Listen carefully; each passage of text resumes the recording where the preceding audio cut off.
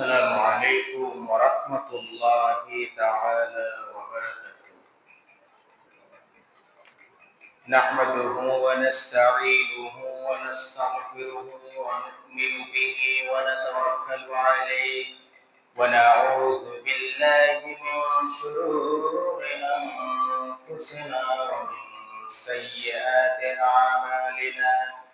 من يهده الله فلا مضل له ومن يضلل فلا هادي له ونشهد أن لا إله إلا الله وحده لا شريك له ونشهد أن سيدنا وحبيبنا ومولانا محمدا عبده ورسوله الذي أرسله بالحق بشيرا ونذيرا وداعيا إلى الله بإذنه وسراجا منيرا.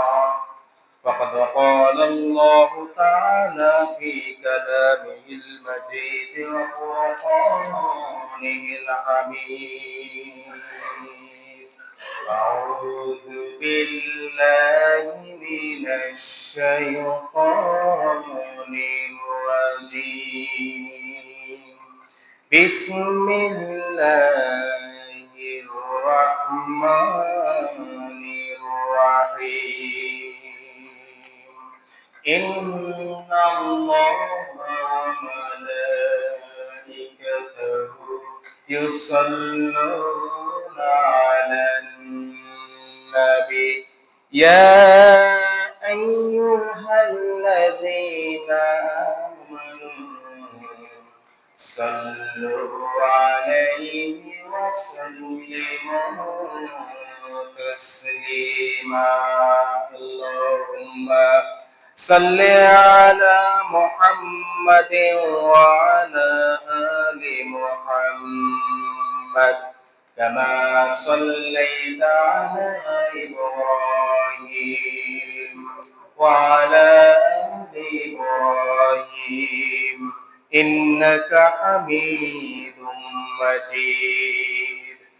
اللهم بارك على محمد وعلى آل محمد كما باركت على إبراهيم وعلى آل إبراهيم إنك حميد مجيد.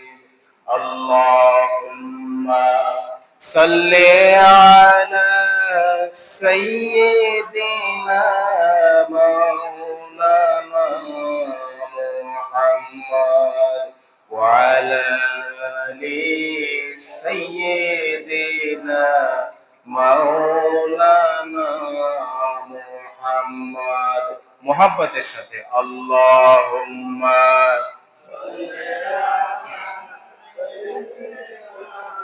مولانا محمد وعلى آل سيدنا مولانا محمد। রসূল তুমি যে আমার হৃদয় বাগের বুলবুল,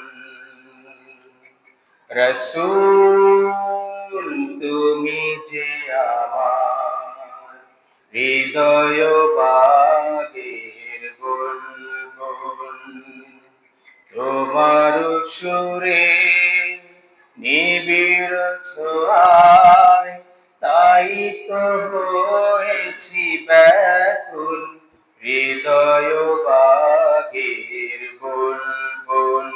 আল্লাহুম্মা সাল্লি আলা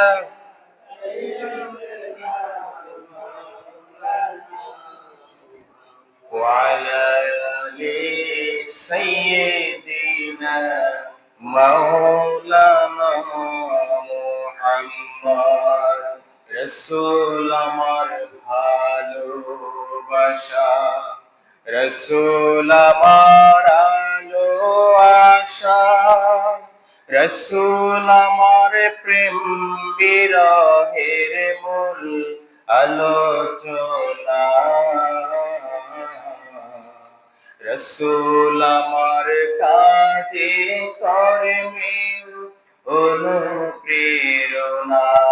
আল্লাহুম্মা সাল্লি আলা মাওলানা মুহাম্মদ ওয়া আলা আলি সাইয়্যিদিনা মাওলানা মুহাম্মদ। বালাগাল উলা বিকামালিহি কাশাফাত তুজা বিজামালিহি হাসনাত জামিউ সালিহি صلوا عليه وعلى محمد मुस्तफा तुम्हें हबीब पाक दीगर हो, सफिए आसिया मुश्किल कुशाए रोज महशर हो। बलगल उला बिकमालिही हसनत जमीउ सालिही सल्लु अलैहि व आलिही। मुअज़्ज़ज़ मोहतरम हज़रात उलमाए किराम, मुसल्लियान आज़म বাইতুল নূর জামে মসজিদ এলাকার সম্মানিত মুসলিম ভাইরা, পর্দার আড়ালের মা এবং বোনেরা, আমরা আল্লাহ তাআলার দরবারে সর্বপ্রথম কালেমাতুশ শুকর আদায় করছি যে আল্লাহ তাআলা আমাদেরকে আবার একটি সপ্তাহ পরে সালাতুল জুমআ, আমাদের গরিবের জন্য হজের দিন, সেই জুমার দিনে আমাদেরকে মসজিদে আসার, বসার এবং ইনশাআল্লাহ সালাত আদায় করার তৌফিক দান করবেন। এই জন্য আমরা সেই আল্লাহ তাআলার দরবারে আমরা কালেমাতুশ শুকর আদায় করছি। আমরা পড়ছি আলহামদুলিল্লাহ, লাকাল হামদু বিল ইসলাম ওয়া লাকাল হামদু বিল ঈমান। আমরা আল্লাহ তাআলার প্রশংসা গুজার করছি যে আল্লাহ তাআলা আমাদেরকে ইসলাম এবং ঈমানের জন্য কবুল করেছেন। আলহামদুলিল্লাহ। আমরা এতে খুশি না বেজার? আলহামদুলিল্লাহ, আল্লাহ তাআলা আমাদেরকে কবুল করেছেন, এই জন্য ইসলামের নিয়ামত দান করেছেন, ঈমানের নিয়ামত দান করেছেন। না হলে আমিও কোনো মুশরিকের ঘরে হতে পারতাম। হতে কি আমরা পারতাম কিনা? পারতাম। কোনো কাফেরের ঘরে হতে পারতাম কিনা? পারতাম। কিন্তু আল্লাহ তাআলা আমাদেরকে কবুল করেছেন, দয়া করেছেন, মায়া করেছেন। এই জন্য আল্লাহ তাআলা আমাদেরকে ঈমান এবং ইসলামের নিয়ামত দান করেছেন। সম্মানিত হাজিরিন, আপনাদের কাছে আন্তরিক দোয়া চাই। আমি আজকে কিছুটা অসুস্থ, আল্লাহ তাআলা যেন আমাকে পরিপূর্ণ সুস্থতা দান করেন এবং আপনাদের সামনে যাতে আজকে আমার সালাতের উপরে আজকে আমার তৃতীয় খুতবা ইনশাআল্লাহ। গত 2 সপ্তাহে আমি সালাতের উপরে 2টা খুতবা দিয়েছি। আজকে আমার ধারাবাহিক, এটা আমার 3 নম্বর খুতবা সালাতের উপরে। তো আপনাদের কাছে আন্তরিক দোয়া চাই, তাআলা যেন আমাকে পরিপূর্ণ সুস্থতা দান করেন এবং সেই তৌফিক দান করেন যাতে আপনাদের সামনে আজকে আমি আমার 3 নম্বর খুতবার যেই আলোচ্য বিষয়, আলোচনার বিষয়গুলো রয়েছে, আমি যেন আপনাদের সামনে সুন্দরভাবে উপস্থাপন করতে পারি। ওমা তাওফীকি ইল্লা বিল্লাহ। সম্মানিত হাজিরিন, গত সপ্তাহে আমরা সালাতের উপরে যে দ্বিতীয় খুতবা দিয়েছিলাম, সেখানে আমরা সালাতের পূর্ববর্তী যে কাজসমূহ, প্রথম হচ্ছে গোসল করা অর্থাৎ পবিত্রতা অর্জন করা, এরপরে হচ্ছে ওযু করা। অর্থাৎ সালাত পড়তে হলে আমাদের কি কি আগে জানতে হবে, করতে হবে, করণীয় কি। আমি কি একদম বিনা পবিত্রতায়, বিনা ওযুতে আমার সালাত হবে কি হবে না? আমাদের গত সপ্তাহে আমাদের খুতবার মধ্যে আমাদের মূল আলোচনার যে অংশ সেই সম্পর্কেই ছিল। আল্লাহ তাআলা আজকে আমাকে তৌফিক দিলে ইনশাআল্লাহ এরপর থেকে আমি আপনাদের সামনে উপস্থাপন করার চেষ্টা করব। সম্মানিত হাজিরিন, এরপরে আপনি যখন ওযু করেছেন, ওযু করার পরে এরপরে আপনার এরপরে কাজ হচ্ছে আপনি মসজিদে প্রবেশ করবেন। মসজিদে যখন প্রবেশ করবেন সম্মানিত হাজিরিন, তখন আপনার জন্য জরুরি হয়ে যায় মসজিদে প্রবেশের দোয়া পাঠ করা। আর হাদিস শরীফে নবী করিম সাল্লাল্লাহু আলাইহি ওয়াসাল্লাম মসজিদে প্রবেশের দোয়া আমাদেরকে শিখিয়ে দিচ্ছেন। সুবহানাল্লাহ।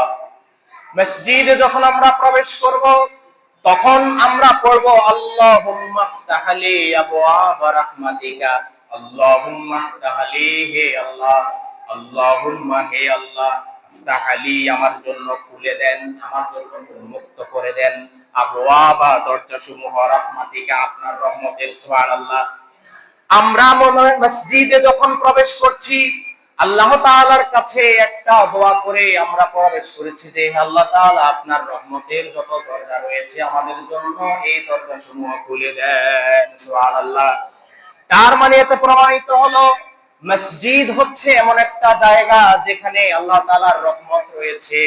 আর আপনি যখন ডান পা দিয়ে মসজিদে প্রবেশ করেছেন তখন আপনি রহমতের সাগরের মধ্যে আপনি পা দিচ্ছেন। সুবহানাল্লাহ। তাহলে মসজিদে কি রয়েছে? রহমত রয়েছে। কি রয়েছে? রহমত রয়েছে। আমরা দোয়াটা পড়ছি কিন্তু আমরা অনেকে দোয়ার মানে জানি না, যার কারণে আমরা এইটা উপলব্ধিও করতে পারি না। সম্মানিত হাজিরিন, আমরা যা কিছু আমল করছি আমাদের যদি অনুভূতি থাকতো, আমাদের যদি উপলব্ধি থাকতো, আমি মুখে যা বলছি সেটা আমি অন্তর দিয়ে উপলব্ধি করতে পারছি, তাহলে মসজিদ থেকে বেরিয়ে কেউ আল্লাহর সাথে নাফরমানি করতো না। ঠিক কি না? আমরা যা বলছি, যা দোয়া পড়ছি, যা মুখে বলছি, এগুলা কি বেশিরভাগই বুঝি না, যার কারণে আমরা সেই অনুযায়ী কি আমলও করতে পারি না।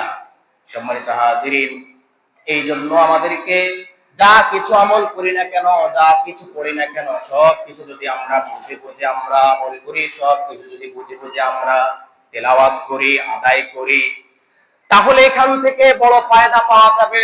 আমি আল্লাহ তাআলার দরবারে কি চাচ্ছি, কি ফরিয়াদ করছি, আল্লাহ তাআলার কাছে কি ওয়াদা করছি, কি প্রতিশ্রুতি দিচ্ছি, এসব বিষয় সম্পর্কে যখন আমি অবগত হব, যখন আমি বুঝতে পারবো, বিশ্বাস করুন সম্মানিত হাজিরিন, আল্লাহ, আল্লাহর কসম করে বলছি, তখন কোন বনি আদম মসজিদ থেকে বেরিয়ে তখন আল্লাহর সাথে নাফরমানি করবে না। ঠিক কি না? তাহলে মসজিদে যখন আমরা প্রবেশ করব তখন কি দোয়া করব বলেন? আল্লাহুম্মা ইফতাহলি আবওয়াবা রাহমাতিকা। তাহলে এই দোয়াটার অর্থ হচ্ছে হে আল্লাহ। আল্লাহুম্মা শব্দের অর্থ হচ্ছে হে আল্লাহ। আল্লাহুম্মা শব্দের অর্থ কি? হে আল্লাহ। ইফতাহলি, ইফতাহ আমরের সিগা। আরবি নাহুতে, কায়দাতে, সরফে, আরবি গ্রামারে আমর দ্বারা হচ্ছে নির্দেশনা বা আল্লাহর কাছে চাওয়া বোঝায়। অর্থাৎ ইফতাহ, খুলে দেন। আপনি কি করেন? খুলে দেন। লি, আমার জন্য। আবওয়াবা, এটা বাবন থেকে জমা। বাবন শব্দের অর্থ হচ্ছে দরজা। বাবন শব্দের অর্থ কি? দরজা। আর আবওয়াব এটা হচ্ছে জমা, প্লুরাল, বহুবচন। আবওয়াব মানে হচ্ছে কি সমূহ? দরজা সমূহ। রাহমাতিকা, রহমত আপনার, কা মানে আপনার, রহমত মানে হচ্ছে দয়া বা রহমত, আর কা মানে হচ্ছে আপনার। তাহলে আমরা যখন দোয়াটা পড়তেছি, দোয়ার মধ্যে আল্লাহ তাআলার কাছে আমি প্রবেশের সময় আমি আল্লাহ তাআলার কাছে বলে দিচ্ছি আল্লাহুম্মা তাআলি আবওয়াবা রাহমাতিকা, হে আল্লাহ, আপনি আপনার রহমতের দরজা সমূহ আমার জন্য খুলে দেন। সুবহানাল্লাহ।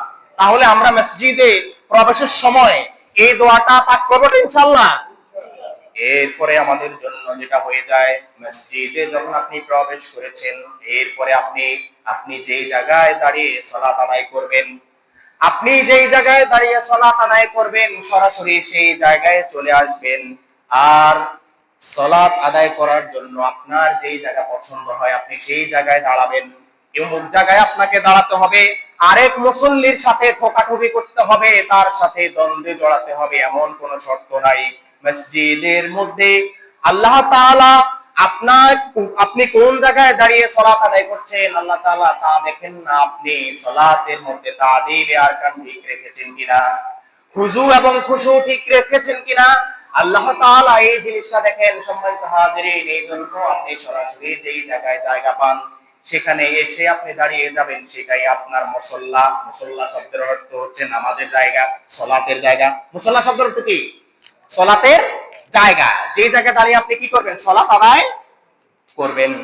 এরপরে আপনার জন্য যেটা জরুরি হয়ে যায়, আপনি যখন সলাতের জায়গায় দাঁড়িয়েছেন, আপনার জন্য যে দোয়াটা পাঠ করা জরুরি হয়ে যায়, যে দোয়া আল্লাহ তাআলা হযরত ইব্রাহিম আলাইহিস সালামকে যখন পরীক্ষা করেছিলেন, সূরা নামের ৭৪ থেকে ৭৯ নম্বর আয়াত পর্যন্ত যে ঘটনাটা বর্ণিত আছে, হযরত ইব্রাহিম আলাইহিস সালাম যখন রাত্রি বেলায় যখন চন্দ্র উদিত হয়েছে, তখন ইব্রাহিম আলাইহিস সালাম মনে করেছেন এই চাঁদ মনে হয় আমার খোদা, এই চাঁদ মনে হয় আমার প্রভু।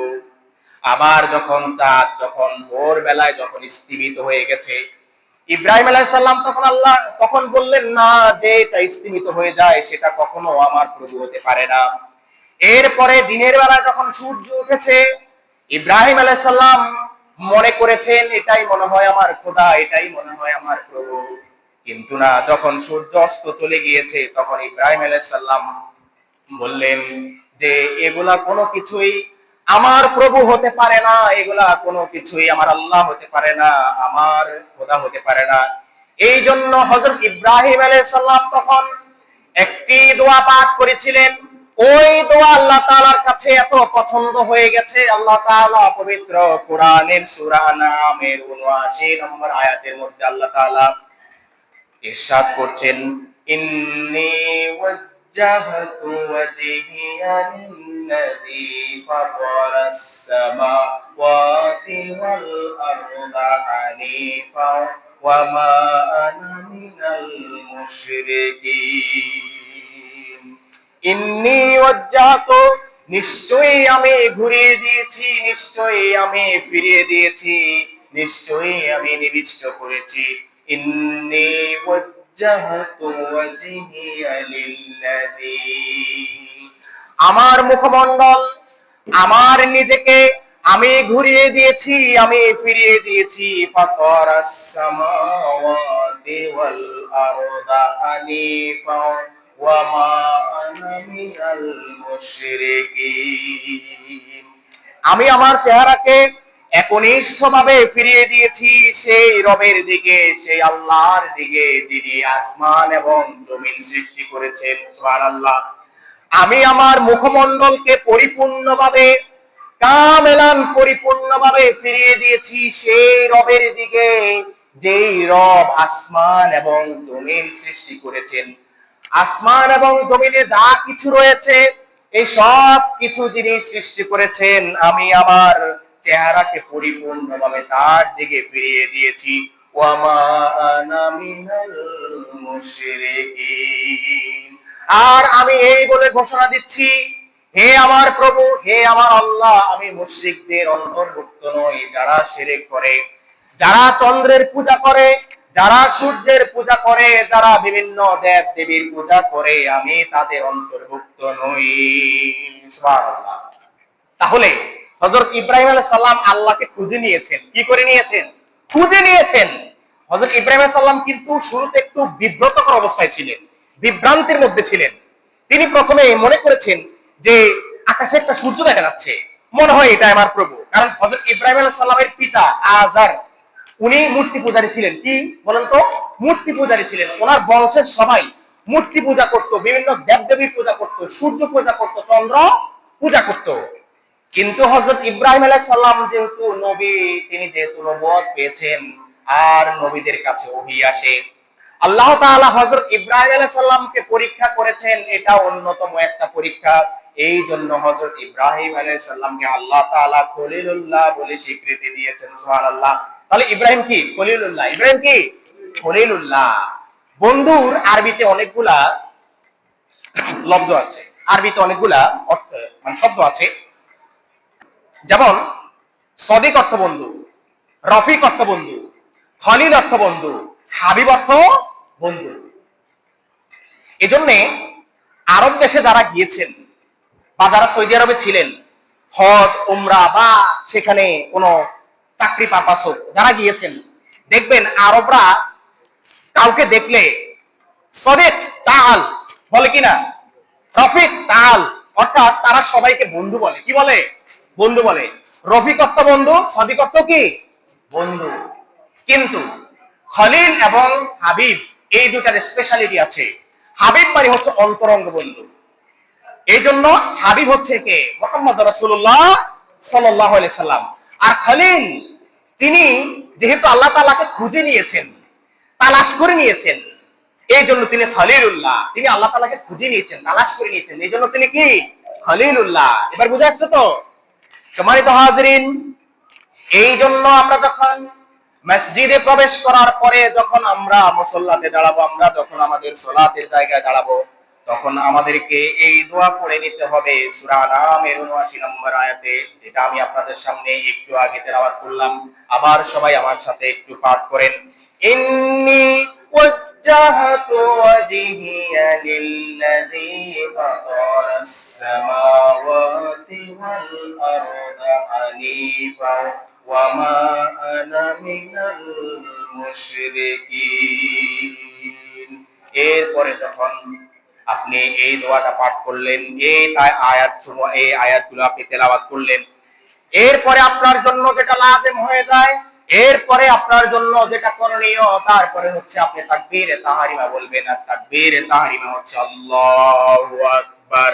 এটাকে কি বলে? তাকবীরে, এটাকে কি বলে? আমার সাথে আপনারা উত্তর করবেন, তাহলে ভালো করে বুঝে আসবে।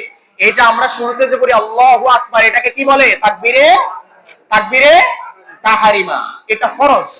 এটা যদি আপনি ঠিক মতো না দেন, আপনার সালাতই হবে না, নাউজুবিল্লাহ।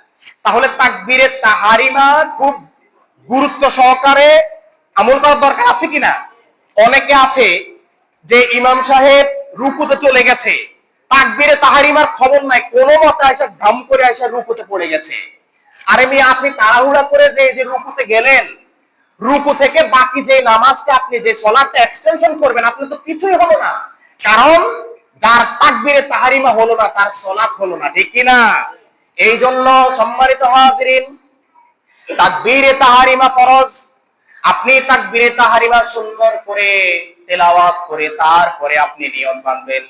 আর নিয়ত বাঁধার সময় আমাদের সমাজে এই জিনিসটা নিয়ে অনেক জায়গায় মারামারি হয়। মারামারির কোনো দরকার নাই, কারণ যে ব্যক্তি এখান থেকে এই পর্যন্ত হাত উঠাচ্ছে, সেও হাদিসের উপর আমল করছে। যে ব্যক্তি এখান পর্যন্ত হাত উঠাচ্ছে, সেও হাদিসের উপর আমল করছে। যার যেখান থেকে আমল ভালো লাগে করুক, সমস্যা নাই। এখান থেকে এই পর্যন্ত হাত উঠানোর পরে যদি আপনি নামাজের সালাতের পরে যদি তাকে ধাক্কা দিয়ে বলেন, এই বেটা হাত তো এখানে উঠাতে হয়, এই পর্যন্ত উঠালি কেন? আপনার মধ্যে গুমরাহি রয়েছে, আপনি অজ্ঞতার মধ্যে রয়েছেন। কারণ যে ব্যক্তি হাত এই পর্যন্ত উঠাচ্ছে, সেও হাদিসের উপর আমল করছে। আপনি এই পর্যন্ত উঠাচ্ছেন, আপনিও হাদিসের উপর আমল করছেন। সুতরাং সালাতের মধ্যে যে আমলের ভ্যারিয়েশন রয়েছে, আমলের ভিন্নতা রয়েছে, এটা নিয়ে কেউ দ্বন্দ্বে লিপ্ত হবেন না, এটা নিয়ে কেউ মারামারিতে লিপ্ত হবেন না। মনে রাখতে হবে, যারা সালাত সঠিকভাবে শিখেছে, কোন না কোন হাদিসের উপর আমল করেছে, ঠিক না? রাসূল করিম সাল্লাল্লাহু আলাইহি সাল্লাম বলেন, সল্লু কামা রাআইতুমুনি উসাল্লি। তোমরা সেইভাবে সালাত আদায় করো যেভাবে আমি নবী সাল্লাল্লাহু আলাইহি সাল্লামকে তোমরা সালাত আদায় করতে দেখেছো। তাহলে সালাত আদায় করতে হবে কিভাবে? মহানবী সাল্লাল্লাহু আলাইহি সাল্লাম যেভাবে সালাত আদায় করেছেন, তিনি আমাদেরকে নির্দেশনা দিচ্ছেন যে আমাকে যেভাবে সালাত আদায় করতে তোমরা দেখেছো, তোমরাও ঠিক সেইভাবে সালাত আদায় করো। তাহলে আমরা কি নবীর জামানায় ছিলাম? ছিলাম না। কিন্তু নবীর জামানায় যেই সমস্ত সাহাবায়ে কেরাম রিদওয়ানুল্লাহি তাআলা আলাইহিম আজমাইন ছিলেন, তারা তখন নবী করিম সাল্লাল্লাহু আলাইহি সাল্লাম সালাতের সময় যেইভাবে যেটা আমল করতেন, যিনি যেইভাবে দেখতেন, যেই সাহাবী যেই রাবী দেখেছেন নবী করিম সাল্লাল্লাহু আলাইহি সাল্লাম এই পর্যন্ত হাত উঠিয়েছেন, সাথে সাথে তিনি তার ব্রেনের মধ্যে গেঁথে ফেলেছেন, সাথে সাথে তিনি লিখে ফেলেছেন। যেহেতু তিনি দেখেছেন এই পর্যন্ত হাত উঠিয়েছেন, এই জন্য তার থেকে ওই হাদিসটাই বর্ণনা হয়েছে। আবার যখন নবী করিম সাল্লাল্লাহু আলাইহি সাল্লাম এই পর্যন্ত হাত উঠিয়ে যখন তাকবীরে তাহরিমা বেঁধেছেন, ওই দৃশ্যটা যেই সাহাবীর নজরে আসছে, যেই সাহাবী দেখেছেন, তিনি হাদিস রিওয়ায়াত করার সময় তার দেখা অনুযায়ী যে আমলটা ছিল তিনি সেটা লিপিবদ্ধ করেছেন, সেটা ব্রেনে ঢুকিয়ে ফেলেছেন। সুতরাং আগে যে হাদিসটা যেই সাহাবী বর্ণনা করেছেন তিনি যেমন সত্য হাদিস বর্ণনা করেছেন, সত্য আমলের হাদিস বর্ণনা করেছেন, পরবর্তীতে যিনি দেখেছেন তিনিও সত্য আমলের হাদিস বর্ণনা করেছেন, ঠিক কিনা? এই জন্য ভ্যারিয়েশন এবার বুঝতে পেরেছেন কিনা? মানে ব্যাপারটা কোথায়?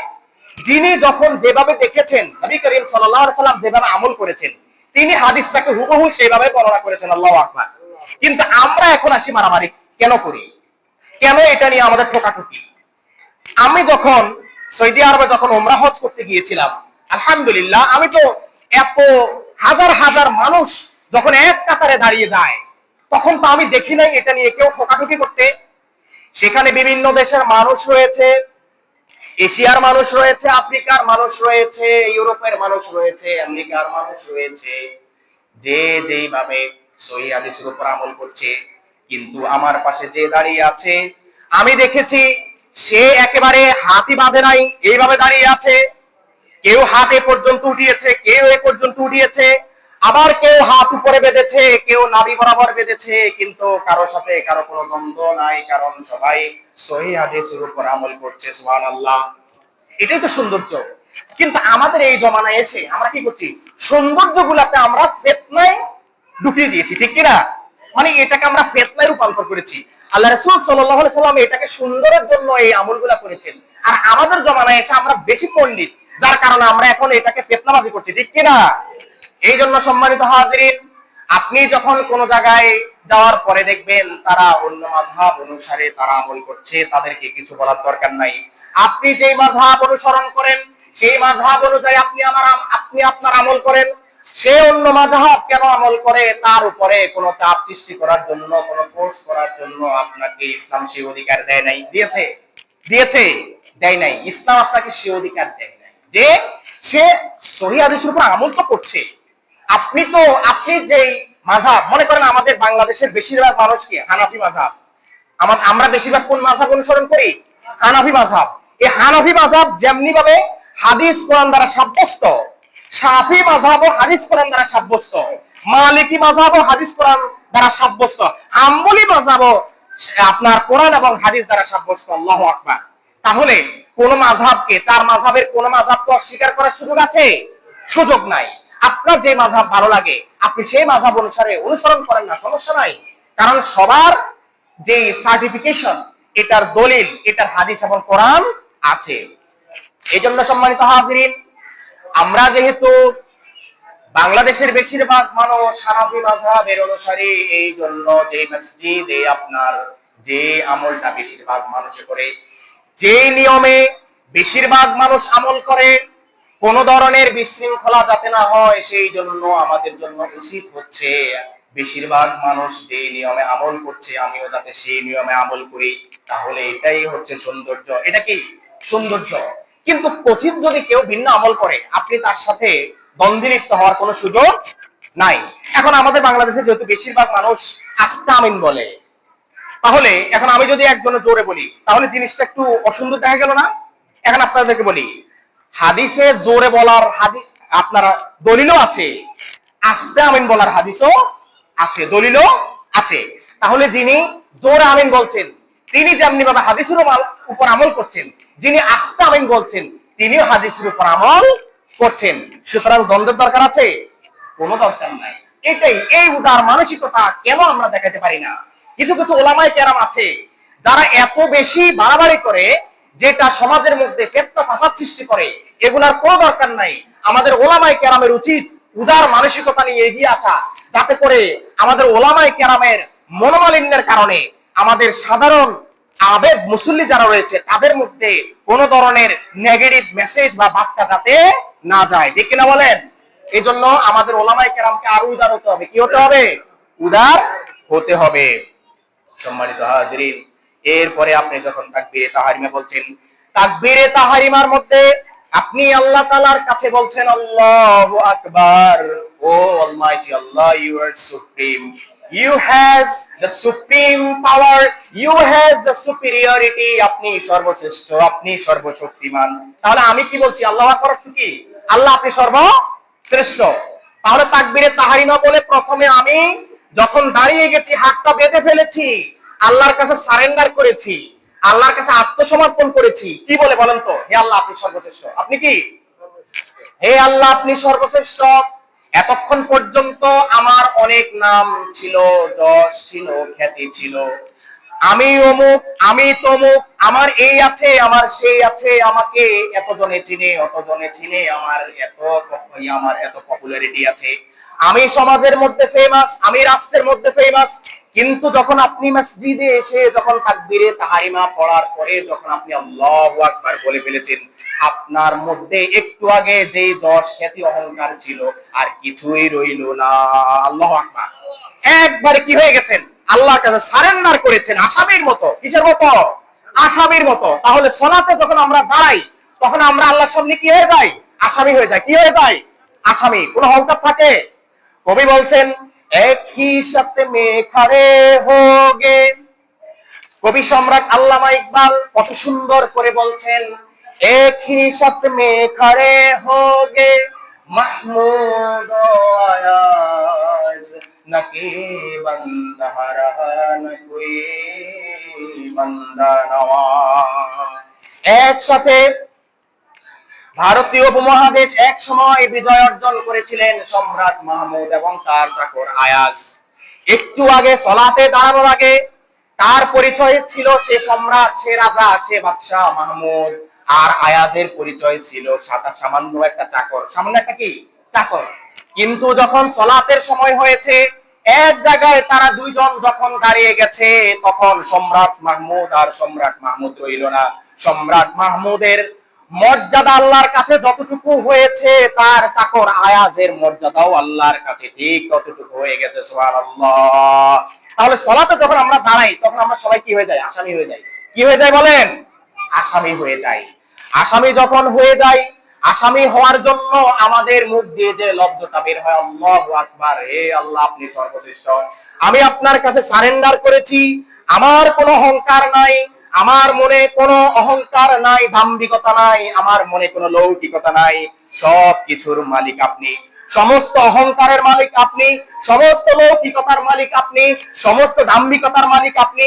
আমি আপনার গোলাম, গোলামের ঘরের গোলাম, গোলামের ঘরের গোলাম।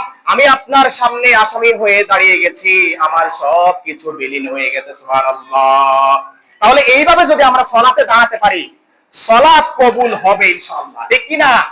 এজন্য সালাত আদায় করার সময় কিসের মতো দাঁড়াতে হবে বলেন? আসামির মতো। কিসের মতো? আসামির মতো দাঁড়াতে হবে। তিনি আমাদের রব, তিনি আমাদের মালিক, তিনি আমাদের আল্লাহ। তার সামনে কিসের অহংকার? আমি তো সামান্য তার বান্দা। কোন অহংকার আছে? কোন অহংকার নাই। এক হি শব্দ মে খড়ে হোগে মাহমুদ আয়াজ না কোই বান্দারা না কোই বান্দা নওয়া।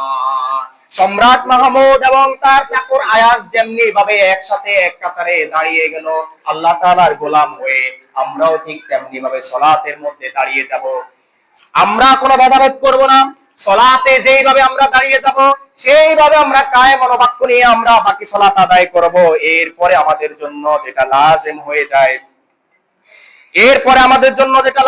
যায়, হযরত আয়েশা রাদিয়াল্লাহু তাআলা আনহা থেকে বর্ণিত, তিনি বলেন রাসূলুল্লাহ সাল্লাল্লাহু আলাইহি সাল্লামকে আমি যখন সালাতে দাঁড়াতে দেখেছি তখন তিনি পড়েছেন সুবহানাকা আল্লাহুম্মা ওয়া বিহামদিকা ওয়া তাবারাকা ইসমুকা ওয়া তাআলা জাদ্দুকা ওয়া লা ইলাহা গায়রুক। এই সানা পড়তে হবে। এই সানা শব্দের অর্থ হচ্ছে আল্লাহর প্রশংসা। নবী করিম সাল্লাল্লাহু আলাইহি সাল্লাম যখনই সালাতের মধ্যে দাঁড়াতেন, আম্মা জান হযরত আয়েশা রাদিয়াল্লাহু তাআলা আনহা থেকে হাদিসটা বর্ণিত, তিনি বলছেন নবী করিম সাল্লাল্লাহু আলাইহি সাল্লামকে যখন আমি দেখেছি, যখনই তিনি সালাতের মধ্যে দাঁড়াতেন তখনই তিনি আল্লাহর প্রশংসা করতেন। আল্লাহর প্রশংসা করার ধরন ছিল সুবহানাকা আল্লাহুম্মা ওয়া বিহামদিকা ওয়া তাবারাকা ইসমুকা ওয়া তাআলা জাদ্দুকা ওয়া লা ইলাহা গায়রুক। হে আল্লাহ, আপনার প্রশংসা সহ আপনার পবিত্রতা ঘোষণা করছি। সুবহানাকা আল্লাহুম্মা ওয়া বিহামদিকা, প্রশংসা সহ আপনার পবিত্রতা ঘোষণা করছি। ওয়া তাবারাকা ইসমুকা, আপনার নামের মধ্যে বড়ই বরকত রয়েছে, আপনার নামের মধ্যে বড়ই অনেক মহানুভবতা রয়েছে। ওয়া তাআলা জাদ্দুকা ওয়া লা ইলাহা গায়রুক, আর আপনি ছাড়া কোনো মাবুদ নাই। সুবহানাল্লাহ। তাহলে বলেন তো আমরা আজকে যেটা বুঝতে পারলাম, ওযুর পরে আমরা মসজিদে যখন প্রবেশ করব তখন কি বলবো? আল্লাহুম্মা আফতাহলি আবওয়াবা রাহমাতিকা। এরপরে যেখানে সালাত আদায় করব, সালাতের জায়গায় এসে আমরা কি পড়ব বলেন? ইন্নী ওয়াজ্জাহাতু ওয়াজহিয়া লিল্লাযী ফাতারাস সামাওয়াতি ওয়াল আরদা হানিফা ওয়া মা আনা মিনাল মুশরিকিন। এরপরে আমরা কি বলবো বলেন তো? আল্লাহু আকবার। হাত এখান পর্যন্ত উঠাইতে পারেন, এ পর্যন্ত উঠাইতে পারেন, কোনো সমস্যা নাই। তারপরে আপনি কি তাকবীরে তাহরিমা আল্লাহু আকবার, এটা সঠিকভাবে যদি আপনি না বলেন আপনার বাকি সালাত হবে না। তাহলে তাকবীরে তাহরিমা খুব সাবধানতার সাথে বলতে হবে কিনা বলেন? তাহলে আল্লাহু আকবার, এই আল্লাহু আকবার বলার পরে আপনি যেটা করবেন, তারপর হচ্ছে সানা পাঠ করবেন। কি পাঠ করবেন? সানা পাঠ করবেন। একটু আগে আমি আপনাদের সামনে যেটা আমি পড়ে শুনিয়েছি। সম্মানিত হাজিরিন, এইভাবে আমরা যদি সালাতটা যদি বুঝে বুঝে আদায় করতে পারি, সালাতে মজা পাবো কিনা? মজা পাবো কিনা? সালাতে আপনি যখন মজা পাবেন তখন দেখবেন আপনার কাছে সালাত আদায় করতে এত ভালো লাগে। একবার জিহাদের ময়দানে নবী করিম সাল্লাল্লাহু আলাইহি সাল্লাম ঘুমোচ্ছিলেন। তখন সাহাবায়ে কেরামরা পাহারা দিতেন বাই রোটেশন, পালাক্রমে। এক সাহাবী চিন্তা করলেন, সবাই যখন ঘুমাচ্ছে আমি তো দাঁড়িয়ে দাঁড়িয়ে পাহারা দিচ্ছি, সুতরাং এমনি ভাবে দাঁড়িয়ে থাকবো কেন, আমি আমার সময়টা কাজে লাগাই। সাহাবী ওযু করে সালাত আদায় করার জন্য দাঁড়িয়ে গেলেন। প্রতিমধ্যে শত্রু পক্ষ এসেছে। শত্রু দূর থেকে দেখেছে একজন ব্যক্তি সাদা পাগড়ি পরে, জুব্বা পরে দাঁড়িয়ে সালাত আদায় করছেন। শত্রুর কাছে সন্দেহ হলো এটা কি মানুষ নাকি অন্য কিছু। সে এটা টেস্ট করার জন্য, পরীক্ষা করার জন্য তীর ছুড়লো। ওই তীরটা এসে ওই সাহাবীর গায়ে বিঁধলো। এরপরে আরেকটা তীর মারলো, ওটাও সাহাবীর গায়ে বিঁধলো। দুইটা তীর বারবার একটার পর একটা পাওয়ার পরেও সাহাবী সালাত ভঙ্গ করেন নাই। সাহাবী সালাতের মধ্যে এত মজা পাচ্ছিলেন, এত আরাম অনুভব করছিলেন, তার শরীরে কি পিঁপড়ায় কামড়িয়েছে না তীর বিঁধেছে তার কাছে সেটা অনুভব হয় নাই। তৃতীয় তীরটা যখন আবার বিঁধলো তখন তার মনে হয়েছে শত্রুপক্ষ মনে হয় চলে আসছে। আমি যদি আমার সালাতকে আবার দীর্ঘ করি তাহলে নবী করিম সাল্লাল্লাহু আলাইহি সাল্লাম আক্রান্ত হতে পারে। সাহাবী দ্রুত গতিতে সালাত শেষ করে তারপরে তিনি সালাম ফিরালেন। যখন নবী করিম সাল্লাল্লাহু আলাইহি সাল্লাম তাকে এরপরে জিজ্ঞেস করলেন, তোমার শরীরে তীর কেন? তোমার কি হয়েছে? শত্রুপক্ষ এসেছিল কিনা? যখন তিনি সালাত শেষ করলেন, যখন নাড়াচাড়া দিলেন, শত্রু যখন বুঝতে পারলো না এটা মানুষ, শত্রু দ্রুত পালিয়ে গেল। নবী করিম সাল্লাল্লাহু আলাইহি সাল্লাম যখন দেখলেন তার শরীরে তিনটা তীর রয়েছে, নবী করিম সাল্লাল্লাহু আলাইহি সাল্লাম তাকে প্রশ্ন করলেন, হে সাহাবী, হে আমার প্রিয় সাহাবী, তোমার শরীরে তিনটা তীর কেন? তোমার কি হয়েছে? সাহাবী উত্তরে বললেন, নবী করিম সাল্লাল্লাহু আলাইহি সাল্লাম, হে আল্লাহর রাসূল, আপনি ঘুমাচ্ছিলেন, অন্যান্য সাথী সঙ্গীরা, যোদ্ধারা যখন, মুজাহিদরা যখন ঘুমাচ্ছিলেন, তখন আমি চিন্তা করলাম সময়টা এমনি নষ্ট না করে আমি সালাত আদায় করি। আল্লাহর কসম করে বলছি, হে নবী করিম সাল্লাল্লাহু আলাইহি সাল্লাম, সালাতের মধ্যে এত মজা পাচ্ছিলাম, আমার কাছে সালাত এত ভালো লাগছিল, আমার শরীরে কি শত্রু তীর মেরেছে নাকি পিঁপড়ায় কামড়িয়েছে আমি বুঝতে পারি নাই। কিন্তু হঠাৎ করে যখন আমার মনে হলো আমি যদি সালাত আরো দীর্ঘায়িত করি আর আমি যদি আক্রান্ত হয়ে এখানে যদি শাহাদাত বরণ করি তাহলে আপনারা সবাই আক্রান্ত হয়ে যাবেন, এই আশঙ্কায় আমি আমার সালাতকে সংক্ষিপ্ত করেছি। আমি আমার সালাতকে সংক্ষিপ্ত করে আমি সালাম ফিরে আমি মুক্ত হয়েছি, আমি সালাত আদায় শেষ করেছি। কিন্তু বিশ্বাস করুন সম্মানিত হাজিরিন, ওই সাহাবীর কাছে সালাতটা তখন এত ভালো লাগছিল, যদি আশঙ্কা না থাকতো তাহলে ওই সাহাবী অন্তত আরো 1 ঘন্টার মতো সালাতে দাঁড়িয়ে থাকতো। সুবহানাল্লাহ। তাহলে দেখেন সালাতে কি মজা, মজা আছে কিনা? কিন্তু আমাদের ইবাদতে আমরা মজা পাই না কেন? বুঝে আমল করি না, বুঝে আমল করি না। এই জন্য আমরা সবগুলা আমল বুঝে বুঝে করবো। রাজি আছি তো ইনশাআল্লাহ? আল্লাহ তাআলা আমাদেরকে আজকে সালাতের উপরে 3 নম্বর খুতবায় যা আলোচনা হয়েছে এগুলো বাস্তব জীবনে প্র্যাকটিক্যালি আমল করার তৌফিক দান করুন, আল্লাহুম্মা আমিন। এবং আগামী খুতবায় সালাতের উপরে 4 নম্বর খুতবায় আমরা যেন যথাসময়ে এসে শ্রবণ করতে পারি। আল্লাহ তাআলার কাছে সেই মুনাজাত রেখে, সেই ফরিয়াদ রেখে আজকের মতো আমার আলোচনা এখানে শেষ করছি। হাযা মা ইনদি ওয়াল ইলমু ইনদাল্লাহ আলাইহি তাওয়াক্কালতু ওয়া ইলাইহি উনীব। আসসালামু আলাইকুম ওয়া রাহমাতুল্লাহি ওয়া বারাকাতুহু।